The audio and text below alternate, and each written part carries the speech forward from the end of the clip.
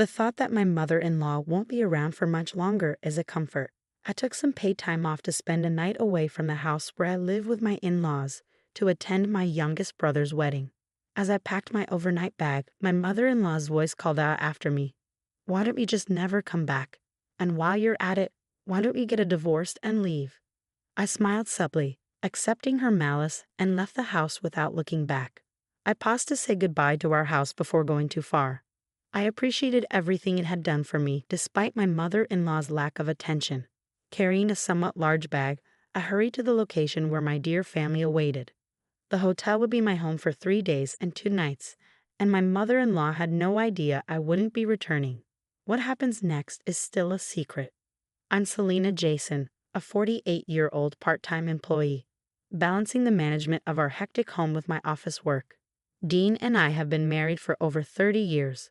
Despite our arranged marriage, we get along well and share similar values. The only challenge in our relationship is Dean's career as a sailor, which often keeps him away for over a year at a time. We are blessed with a son, and our connection remains strong. Until recently, we lived with my in-laws, primarily caring for Dean's grandmother.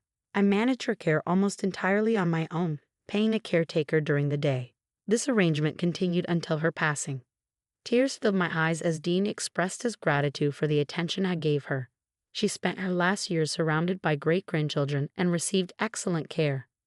Though Dean's profession keeps him away, I'm proud of his significant contributions to American logistics. After her grandmother's death, my mother-in-law's behavior changed drastically.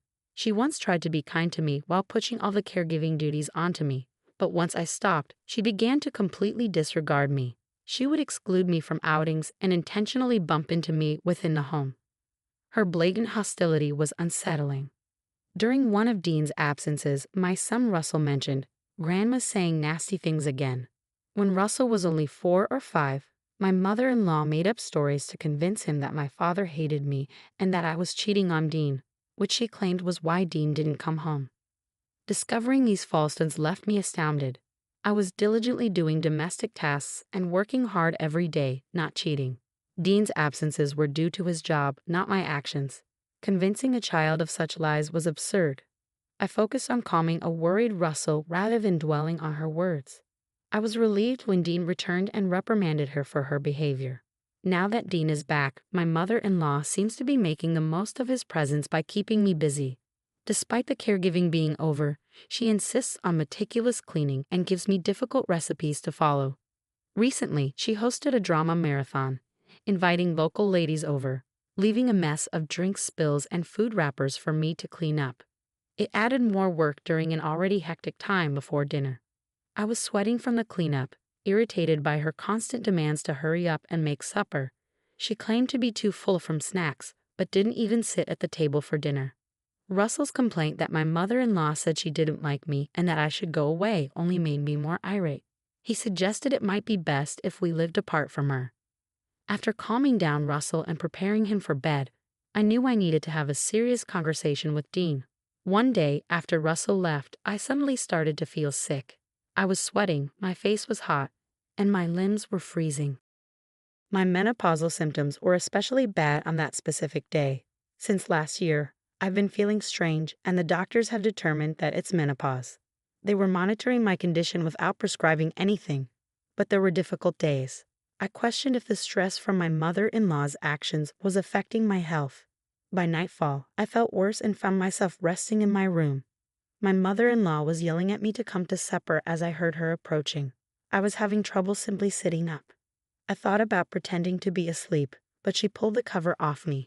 She clapped her hands and demanded supper, so I reluctantly sat up. Given that my grandmother-in-law used to manage the kitchen, I reasoned that if my mother-in-law wanted supper, she should prepare it herself. Lately, it had just been me in the kitchen. My mother-in-law hardly ever went in there except to set the dishes while Dean was home. Maybe she wasn't a good chef. I told her I was having trouble with menopause and couldn't do the chores today since I was so tired. Having experienced menopausal symptoms herself, I thought she would understand. Her response, though, was far from empathetic. She snorted, turned a sack over my head, and I screamed a little in the darkened room as things fell down around me. I was nauseous after waking up but wasn't sure why right away. A minute later, I discovered the fragrance surrounding me was that of potatoes. My mother-in-law had thrown snack crumbs all over me, and the bag she'd have flipped upside down was almost empty. It was so unexpected that I was taken aback. With a tongue click, she exited the room. I lay in bed, hurting, reprimanded, and drenched in crumbs. Rather than being angry, I experienced an odd, almost dreamlike feeling, as though I was seeing something peculiar. My patience was beginning to wear thin. I took a paid leave of absence from work about 6 months later to prepare for a trip to my younger brother's wedding. After living together for a few years, he was finally getting married to his girlfriend. Their house is in New York, so I made reservations for a 3-day, 2-night stay at a hotel. Despite my brother's offer to pay, I chose to handle the hotel expenses myself since I wanted to set my own hours. Although it was a modest ceremony with just relatives, I was looking forward to attending because it was a rare opportunity for everyone to be together. I planned a week's worth of meals ahead of time, figuring no one else would be cooking during my vacation. I told my in-laws about the meals I had made and put in the fridge the evening before I left. During supper, my mother-in-law appeared unhappy, but my father-in-law praised me. "What's the deal with all the fuss? It's your brother's wedding. Why even attend? Isn't this simply a remarriage? Probably nothing noteworthy," she scowled, more than just a stare. My father-in-law gave her a look. "Actually, both my brother and his partner are getting married for the first time," I corrected her. My mother-in-law seemed to be misinterpreting the situation as she laughed crudely. "A first marriage at 40 must indicate a personal issue with him. Even though your brother is young, why is he getting married in style?" "Insolent," she said. It seemed she had either forgotten my family structure or was mistaking my brother for someone else. In reality, I have 3 brothers, and my youngest brother is still very young. Considering we are separated by 14 years, my youngest brother, who is in his early 30s, is marrying a woman in her 20s. My mother-in-law was insulted by the correction when I told her this. Her next statement was even more snide, comparing the age difference between a parent and child to that of a girlfriend in her 20s. It surprised me that she wouldn't listen. My father-in-law cleared his throat as if he realized what had happened. "She's not just 20, she's in her 20s, I attempted to explain. Their ages barely differ by 4 or 5 years. That seems sensible, doesn't it?" She appeared rather reasonable when we chatted on a video conference. Lately, I wrapped up my conversation with my in-laws and got ready to head out. I made sure I had everything I needed in my bag and prepared a gorgeous attire for the wedding. From the living room, I could hear my mother-in-law speaking loudly and angrily to my father-in-law. Knowing it would be best to avoid any confrontation, I decided to leave the house as quickly as possible. Feeling a surge of anger, I rolled my somewhat overweight bag towards the front entrance. The following morning, I was briefly stopped by my mother-in-law's parting remarks. "Never come back, and why don't you just get a divorce?" "Yes, as you wish," I replied happily, sounding more composed than I had anticipated. I had long since reached my breaking point and felt more relieved than I realized. Dean had helped me prepare for this day. My mother-in-law laughed and munched on some snacks, seemingly oblivious to the circumstances. The amount of food she could consume first thing in the morning surprised me. I chose to walk to the station. As I turned to look back at the house before continuing, I thought I really owed this house a lot, except for my mother-in-law. For a very long time, Dean, Russell, my father-in-law, and my grandmother-in-law had made this house feel like home. I even felt like I owed the walls and roof. But I didn't remember ever needing my mother-in-law's assistance. I felt so silly for some reason. With somewhat excessive luggage, I hastened to meet my dear family. I was about to move into a new apartment and live alone after spending 3 days and 2 nights at a motel. I met Dean at the wedding location. He was the one we had invited, and when he saw me coming, he handed me a pen and an unsigned divorce document. We decided that signing it would be the last thing we did together as a couple. "Many thanks. Together. Let's complete it when we return to the hotel. I hope it's acceptable that I reserved a twin room," I added. "My brother's marriage today is a sad event but also represents a fresh start for us. We'll disclose the divorce later and not in front of everyone today." Dean and I exchanged a warm smile, both of us realizing the momentous step we were about to take. It seemed so weighty to even consider signing that one piece of paper representing the dissolution of our more than 30-year marriage. Dean comforted me, saying that being with him had always made me truly happy, so I apologized. I didn't mind that he was frequently away from home for work because I knew this from the beginning. Well, except for his mother. Apologize not. You've made a fantastic spouse, I added. Let's stay close friends moving forward. With all the affection I could muster, Dean clasped my hand in tears and thanked me once again, bringing tears to my eyes as well. I decided to blame my emotions on joy for my brother's wedding. Dean went back to his parents' house by himself the following day. He gave his in-laws an explanation of the circumstances, and at first, they were taken aback by the abrupt discussion of divorce. When they heard the whole tale, my father-in-law lost his temper. He yelled, frightening my mother-in-law. How dare you drive out someone who cared for my mother until the end?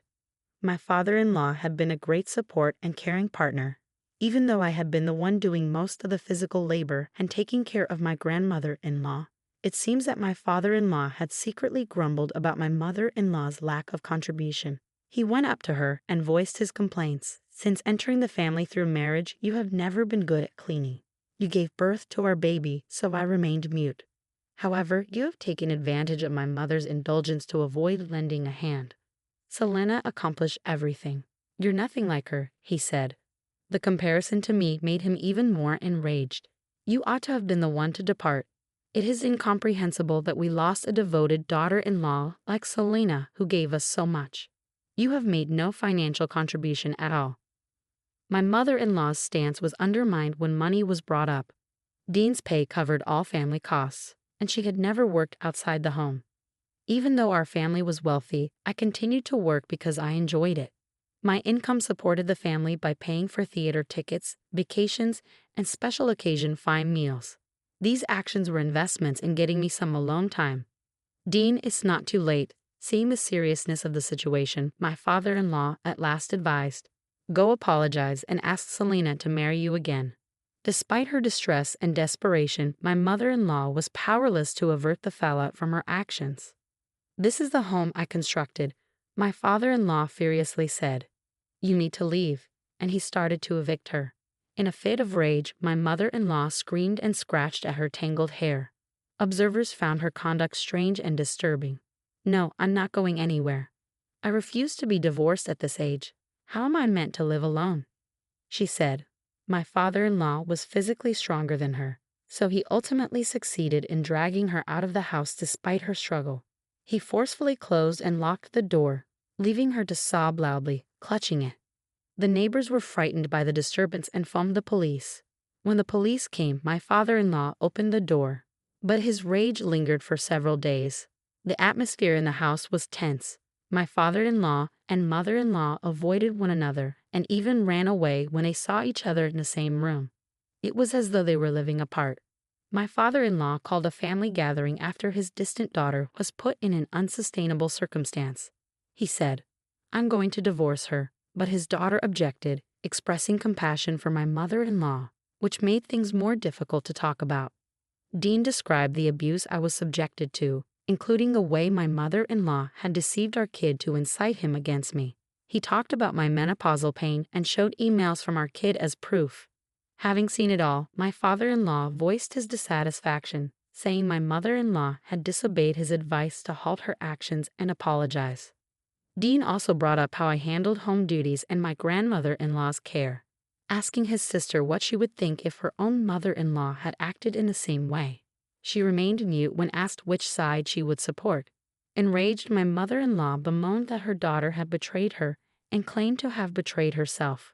Her sardonic honesty amused me since, as I discovered, our grandmother was the one who raised us most of the time, something I had always worried about in our family. Mom used to spend a lot of time with her neighbors, chatting about her old days. His sister had looked at my mother-in-law with contempt after learning about the bullying. Ultimately, the only housewives who made a significant contribution were myself and my grandmother-in-law, whom I took care of until her death. Despite having 2 kids, my mother-in-law often shied away from cleaning and took pleasure in the advantages with little effort. Her status was undermined when the family ultimately discovered her pattern of carelessness. My mother-in-law halted her tirades, realized her situation, and started crying. Ultimately, compassion prevented a divorce, but my father-in-law is still considering it. I told my father-in-law that I would want to meet with him when I heard this. After I left, Dean told me about these incidents. He said, Dad should have supported Selena from the beginning if he was going to get so upset now. However, I wasn't present, so what could I say? Sipping his steaming coffee, Dean moaned. We were in our beloved cafe, a spot we have loved since we were little. I selected a soft drink, something I hadn't had in a while, whereas Dean got a coffee. I grinned softly as I heard the specifics of my mother-in-law's shameful actions. Be kind to yourself. Your crucial work required you to be gone. You are relied upon by many, I said sincerely. It is wonderful that Dean, while being gone for years at a time, supports people via marine transportation in his capacity as a sailor. I apologize for this inconvenience, but that's why I've been putting up with it. You have my continued admiration and respect, yet I am unable to stay in your parents' household. At last I said what had been on my mind for a very long time. Though he seemed a little dejected, Dean nodded in agreement. I was relieved that he did not blindly support his parents. I couldn't help but grin widely, and Dean gave me an obviously amazed look. Dean later said that he believed my smile was brighter than it had ever been at that very time. Dean also seemed more endearing than ever to me. Dean assisted me in seeing his father the day following our cafe meeting. It was time for my last bit of retaliation. Dean's father was dressed more elegantly than usual when he showed up at the cafe. I briefly discussed the weather before getting right to the point. Dean told me that you're thinking about divorcing your wife. It's doable while you're still well. But after all this chaos, managing it on your own will be difficult. I'm willing to assist with your latter years of care if you do decide to split. This obviously thrilled his father. Dean could spend a lot of time at sea, and his sister resided far away. He had never been one to help out around the house with cooking, cleaning, or washing, so after seeing his mother through to the end, he would definitely be grateful for my assistance. He crossed his arms and scowled, saying, Of course I'll separate from her. No, hold on, perhaps getting a divorce would be better. I hoped my mother-in-law would be fully removed from the matter since she was quite likely to be removed. Her circumstances looked to be getting worse. If I were to suddenly pass away, she'd probably make a huge fuss, he thought. It's better to divorce her properly before that happens. Dean seemed to steel himself as his father talked with increasing determination. Once he makes up his mind, his father usually follows through on it, sometimes going a little too far, but that's just his personality. After years of cohabiting with him, I smiled and nodded in accord, knowing how to handle him. This kind of little prodding would probably get him to follow through. Dean laughed and saw what I was trying to do but didn't step in. He appeared to be much more irritated than I was by my mother-in-law's actions. Suddenly full of energy, his father sprang up to get the divorce papers. I chose to help him out of goodwill by introducing him to the attorney Dean, and I had consulted for our divorce. My mother-in-law was doomed to live a lonely existence after that day since my father-in-law aggressively pursued the divorce. After a week, I went back to my old house, which was now simply my ex-in-law's place. I went to get possessions that I had previously been unable to take. Even though I had removed most of the items, there were still clothing, books, sentimental mementos, drawings from my son's early years, bedding and furniture that I had paid for with my own money.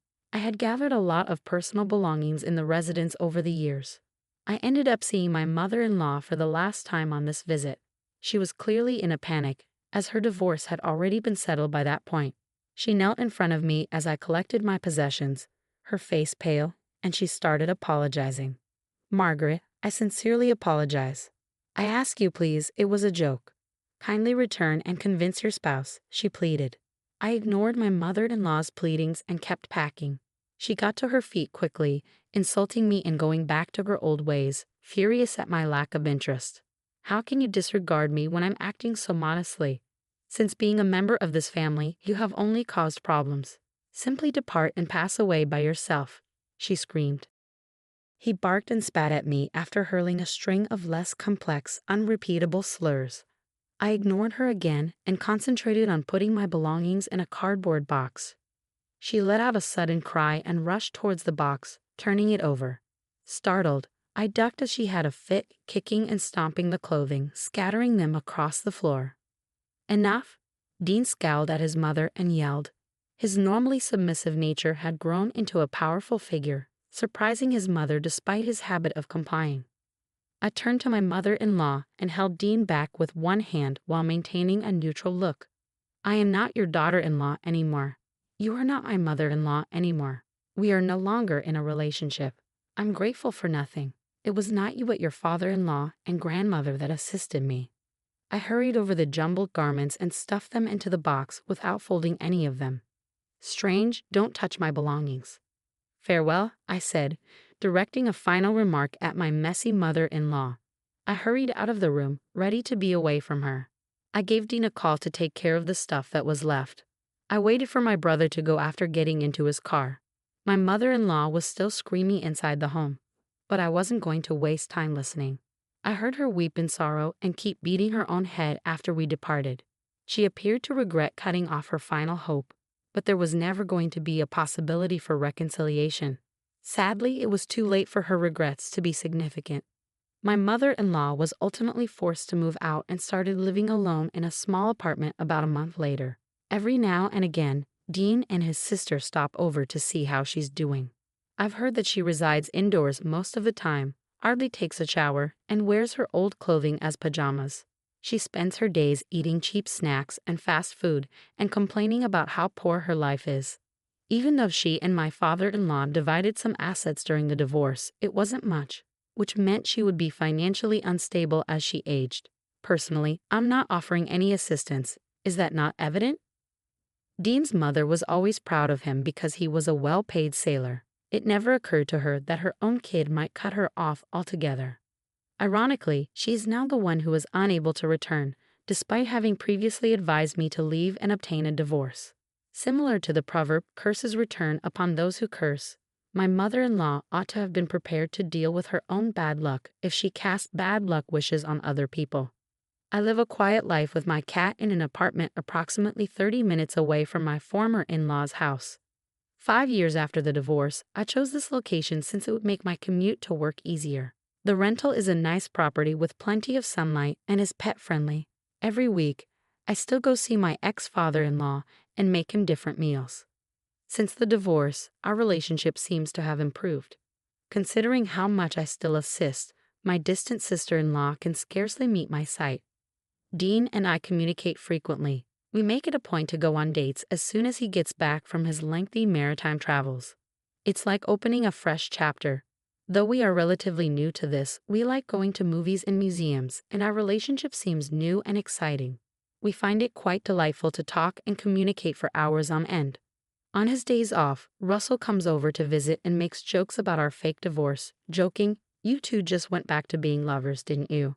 However, the fact is that Dean and I never had a romantic relationship in the first place. Our marriage was planned. We seem to be developing a love relationship for the first time right now. We even have a cover agreement that says we will remarry if we are ever totally free from his mother, whether she dies, moves in with his sister, or enters a facility. Dean proposes that this would be the point at which his mother would no longer require welfare checks. Talks have already started on whether his sister and her husband would put her in a facility or begin living with her. Our get-together could not be too far off. It seems a little awkward to discuss, but after more than 30 years together, and as we approach our 50s, I'm excited about the possibility of falling in love with Dean, for whom I've always